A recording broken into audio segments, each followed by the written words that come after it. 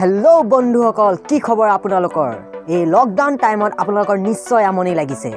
কিমান কৰিব ফেচবুক, কিমান চলাব হোৱাটছআপ। সেইবাবে আপোনালোকৰ মাজলৈ এখন ছবি লৈ আহিছোঁ, যিখন মুভি চালে আপোনালোকৰ দিমাগ হিলি যাব। হয়, আপোনালোকে ঠিকেই শুনিছে, এই মুভিখন চোৱাৰ লগে লগে আপোনালোকৰ দিমাগ হিলি যাব। আৰু এই মুভিখনৰ নাম হৈছে কি আছিলে? মূৰ্খ ইনস্পেকশ্যন 2010। ভাইটি তুমি ঠিকেই কৈছা, ঠিক এওঁ যি ক'লে সেইটোৱেই। এই মুভিখনৰ আপোনালোকে যেতিয়া চাব আপোনালোকৰ ভাবিবলগীয়াত পৰি যাব। আৰু এই মুভিখনৰ কাষ্ট, হিৰো, অভিনেতা তেওঁক আপোনালোকে নিশ্চয় চিনি পায়। আৰু এই হিৰোজনৰ আপোনালোকে এখন বহুত জনপ্ৰিয় মুভি চাইছে, আৰু এই মুভিখনৰ নাম হৈছে টাইটানিক। আৰু এই হিৰোজনৰ নাম হৈছে ইউটিউবাৰ বনোৱা হয় নাই, লিঅ'নাৰ্ডো কাপ্ৰিঅ'। হ'ব লিঅ'নাৰ্ডো কাপ্ৰিঅ'। আৰু এই মুভিখনৰ যিজন ডাইৰেক্টৰ, এই ডাইৰেক্টৰজনৰ নাম আছিল ক্ৰিষ্টফাৰ শুনিলি নহয়? তই বনা গোটেই ভিডিঅ'টো। চৰি দেই, মাফ কৰিব, মাজে মাজে আহি বৰ ডিষ্টাৰ্ব দি থাকে এওঁ। আমি কথা পাতি আছিলোঁ মুভিখনৰ কথা।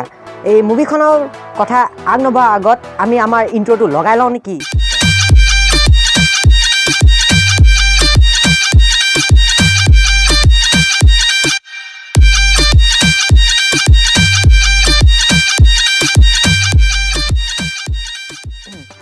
হয়, আমি কথা পাতি আছিলোঁ এখন মুভিৰ কথা।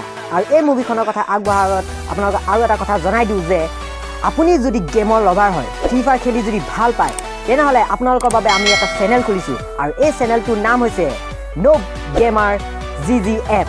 হয়, এই চেনেলটোত আপোনালোকে ধুনীয়া গেম প্লে ভিডিঅ' চাব পাৰিব, আৰু আপোনালোকে ইয়াত উপভোগ কৰিব পাৰিব।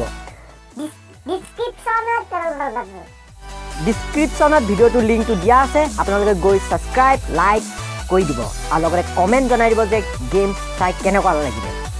তো আমি কথা পাতিছিলোঁ মুভিখনৰ কথা।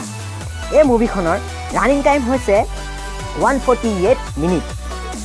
এই মুভিখনৰ বাজেট হৈছে 160 মিলিয়ন। আৰু এই মুভিখনে বক্স অফিচত ইনকাম কৰিলে 829.9 মিলিয়ন। এতিয়া এই মুভিখন কাহিনীটো কি, ষ্টৰি কি? এই মুভিখনৰ ষ্টৰিটো হৈছে চুৰ। কিন্তু চোৰৰ কথা কোৱাৰ লগে লগে আপোনালোকে ভাবিছে বলিউডত যেনেকৈ বেংক চুৰ কৰে, গাড়ী চুৰ কৰে, হীৰা চুৰ কৰে। নহয়, এইবোৰ চুৰ নকৰে। এই মুভিখনত কি কৰে, মানুহৰ সপোনত গৈ মানুহৰ ইনফৰ্মেশ্যনবোৰ চুৰ কৰে। এতিয়া আপোনালোকে ভাবিছে ইনফৰ্মেশ্যন কি চুৰ কৰে, সপোনত কেনেকৈ যাব? হয়, কিন্তু এই মুভিখনত আৰু এটা কথা, ইয়াত যিটো সপোনলৈ যোৱা মেচিন, এই মেচিনটো ভালকৈ ডিটেইলছত পোৱা নাই। জাষ্ট ইমানকণে কৈছে যে আৰ্মিয়ে এটা মেচিন বনাইছে, যিটোৰ সহায়ত সপোনলৈ গৈ মানুহৰ ইনফৰ্মেশ্যনবোৰ কালেক্ট কৰিব পাৰে। কিন্তু অকল চুৰ কৰাই নহয়, মানুহৰ চিন্তাধাৰণাবোৰ চেঞ্জ কৰি দিব পাৰে।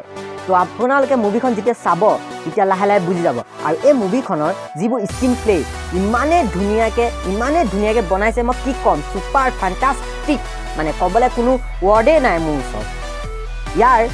এই চিনেমাখন যদি আপোনালোকে বুজিবলৈ হয়, তেনেহ'লে আপোনালোকে ইয়াৰ ডায়লগ আৰু স্ক্ৰীন প্লেবোৰ বহুত মনোযোগেৰে চাব লাগিব, তেতিয়া আপুনি এই মুভিখনৰ কাহিনীটো বুজি পাব। মই এই চিনেমাখনৰ বেছি ডিটেইলছ কৈ নিদিওঁ। যদি মই বেছিকৈ কৈ দিওঁ তেনেহ'লে আপোনালোকে চিনেমাখন চাই ইণ্টাৰেষ্ট নাপাব। সেইবাবে মই অলপ থুলমূলকৈ কৈ দিছোঁ। তো এইটো আজি মোৰ প্ৰথম ভিডিঅ', আৰু ভিডিঅ'টো চাই যদি আপোনালোকে ভাল পালে তেনেহ'লে মোৰ চেনেলটো লাইক, কমেণ্ট আৰু ছাবস্ক্ৰাইব কৰি দিব, আৰু ওচৰত ঘণ্টা বেলটো দবাই অল নটিফিকেশ্যন ক্লিক কৰি দিব, কাৰণ আহিবলগীয়া নতুন ভিডিঅ' নটিফিকেশ্যন আপুনি আপোনাৰ মোবাইলত পাই থাকিব। আৰু আপোনালোকৰ বাবে আমি লৈ আহিম নতুন শ্বৰ্ট ফিল্ম আৰু এনেকুৱা ধৰণৰ কিছুমান মুভিৰ ডিটেইলছ। এইটো মোৰ প্ৰথম ভিডিঅ'ৰ বাবে মই আপোনালোকক থুলমূলকৈ জনাই দিছোঁ, কাৰণ সম্পূৰ্ণকৈ যদি জনাই দিওঁ আপোনালোকে মুভিখন চাই ইণ্টাৰেষ্ট নাপাব নে কি কয়। তো সেইবাবে আজিলৈ ইমানে সমাপ্ত কৰিছোঁ। আপোনাৰ পৰা লৈছোঁ বিদায়, নমস্কাৰ, জয় আই অসম।